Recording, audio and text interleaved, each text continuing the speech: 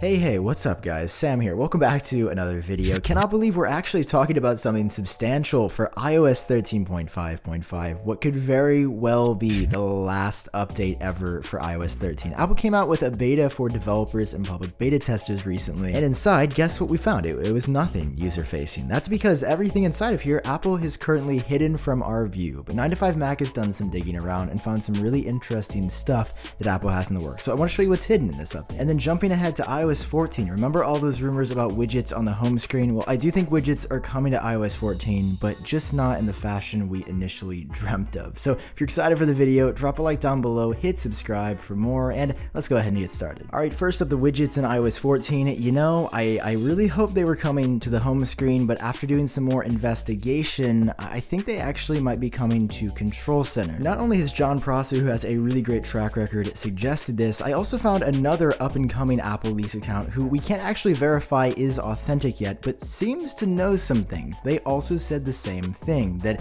they don't think that widgets are coming to iOS 14 on the home screen. However, as somebody suggested down below, it looks like that could be Control Center, and comparing Control Center on the iPhone and this image side by side initially revealed by @Chocobit, there are definitely a lot of similarities, like the block in the top right hand corner of the display, the sideways widget for like screen mirroring, you got the up and down volume. Will Apple allow us to drag those around finally in iOS 14 and allow third-party developers to create widgets? Like, it just hit me today. I was looking on Control Center in the settings app and I'm like, wait, yeah, there's no third-party apps in here. I mean, the Control Center's been out forever and it's still Apple's first-party app. So I think that could be the leak. The code in iOS 14 also backs that up, that Apple is working on widgets, but hey, I think it could actually be for Control Center. So if it ends up happening this way, I mean, hey, you guys heard it here first. But back in reality, for iOS 13, Apple is still planning some updates, and the most recent beta that they released, iOS 13.5.5. Yeah, I know it's super confusing, like where is 13.5.1 or 2 through 4? Apple kind of skipped those. That's how they've been doing it lately. We don't really get it. If you look below the surface for this update, you're going to find some interesting stuff. And the first thing 9to5Mac discovered was that Apple is working on an audio version of Stories for Apple News Plus subscribers. Now, unlike the other things that were just leaked code, we actually have screenshots, and 9to5Mac,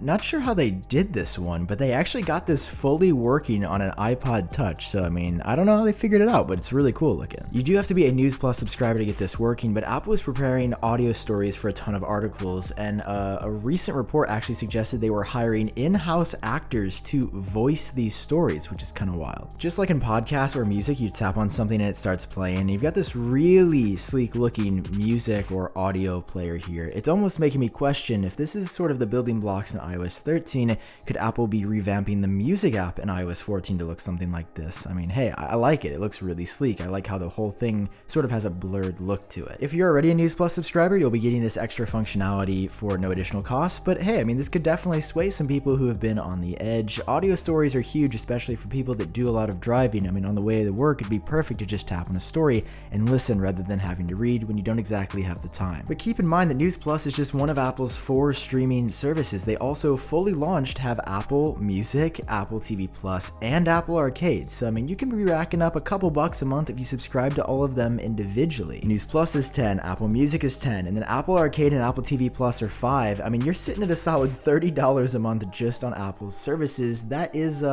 hundreds of dollars a year. Couldn't there be a way to do it cheaper? Well, there's some code hidden in this update that shows Apple is actually working on a streaming bundle, but there's no pricing, no naming, and it's actually kind of shocking to me that it's taken Apple this long with all these services and we still don't have a bundle. It really seems like Apple would have jumped on this right away. I mean, maybe to reinvigorate subscriptions, they'll be adding a bundle, but while I don't actually use News Plus at all right now and I don't care about Apple Arcade, I personally would be convinced if Apple was like, hey, for 20 bucks a month you get access to all of our streaming services, that would be a really good deal. But what about you guys? Are you Apple stans gonna sign up for this? Are you gonna go to your computer right away and click that buy button for the Apple bundle? Let me know down below in the comment section. And rounding things out, we jump over to iPadOS, a software update that a lot of us are looking forward to for iOS 14. Well, the code for iOS 13.5.5 shows that Apple is working on a new way to adjust screen brightness and keyboard brightness. Obviously, right now you can adjust both of those in the settings app and even the screen brightness in Control Center quickly and easily, but it's not easy to do on the keyboard. Like if you use a Mac keyboard, you've got the keys for brightness. You can do that right there, even for the brightness of the keyboard itself, but you don't have that function row on the iPad. In the future, it seems that you'll be able to go into the settings app to a page page like this and remap some of the existing keys to brightness, which I think would be fantastic. Like, I want to be able to hold down the function key and then something on the top of my keyboard and adjust the brightness. That's something I'm super used to on a MacBook, but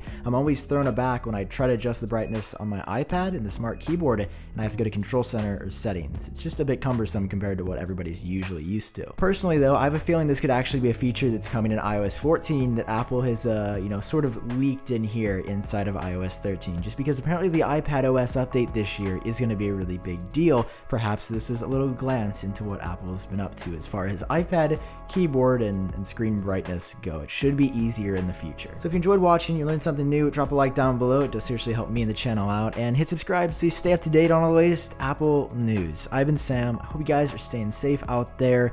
Love each other. Give each other a hug. We need that now more than ever. All right, I've been Sam. Hope you guys are doing great, and I'll catch all of you in my next video.